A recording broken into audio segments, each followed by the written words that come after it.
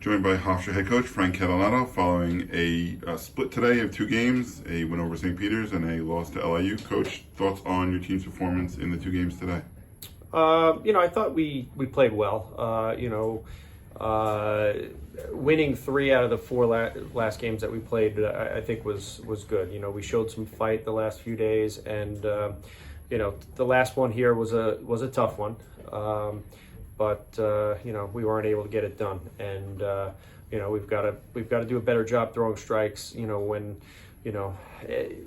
allowing them to get those last 2 runs kind of hurt, right?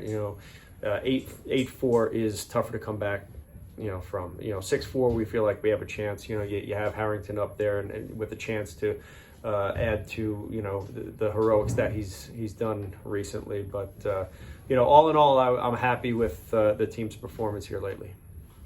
Open up to questions. Coach, you guys are 3-1 this week. Yeah, you just had the tough loss, but what do you learn about your team after a successful week with 3-1 baseball? Yeah, that these guys, they're baseball players, and they battle, they fight. The game's never over.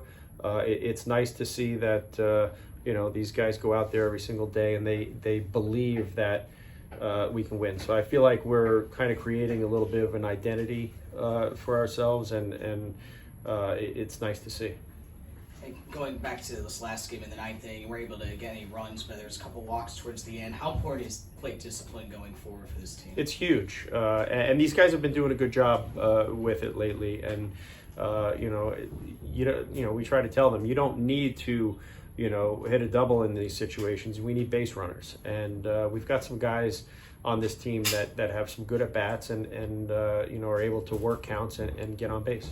Coach, how did you feel about Braden Martino's collegiate debut in the 9th inning?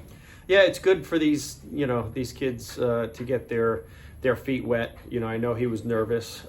He's going to be good. He just has to kind of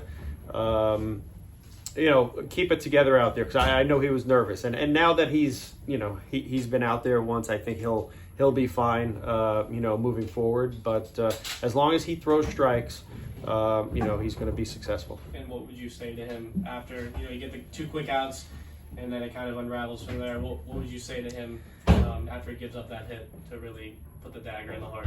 Yeah, just focus. I mean, sometimes that you can lose focus. You get 2 outs, and then next thing you know, you're not throwing pitches where you need to throw pitches, and that's the only thing. But he'll be fine. Any other questions? Well, going back to game 1, Camarda, when he was brilliant, going 7 innings with only allowing 1 run. What did you see from him? He was awesome. He was establishing fastball early for strikes, and he was getting ahead. He didn't walk a batter, so that's what I saw of him. In the fall, he's a strike thrower. He goes right after guys. So I'm glad that he got back to that, because his first outing, wasn't like that. He wasn't really throwing strike 1, and now today he was awesome.